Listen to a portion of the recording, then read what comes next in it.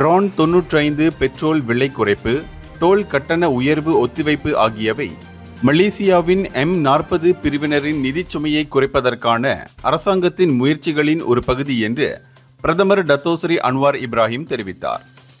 B40 பிரிவினருடன் ஒப்பிடுகையில் M40 பிரிவினர் பெரும்பாலும் கார்களை பயன்படுத்துவதாலும் அதிக எரிபொருள் செலவுகளை எதிர்கொள்வதாலும் இந்த நடவடிக்கை எடுக்கப்பட்டுள்ளது என்று அவர் கூறினார்.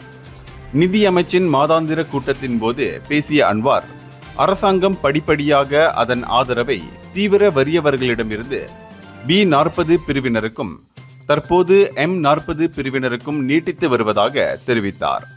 அரசாங்கத்தின் அமலாக்க செயல்பாட்டில் பொறுமையாக இருக்க வேண்டும் என்றும் அவர் கேட்டுக்கொண்டார். ரான் 95 பெட்ரோலுக்கான மானியங்களும் சுங்கச்சாவடி நிவாரணம் ஆகியவையும் தற்போது M40 அதைவிட அதிக வருமானம் கொண்ட பிரிவினருக்கும் கூட பயனளிப்பதாக அவர் குறிப்பிட்டார். அன்வார் மேலும் கூறுகையில், 18 வயது மற்றும் அதற்கு மேற்பட்ட அனைத்து மலேசியர்களுக்கும் ஒருமுறை 100 ரிங்கிட் ரொக்க உதவி வழங்கப்படும் என்றும் அறிவித்தார்.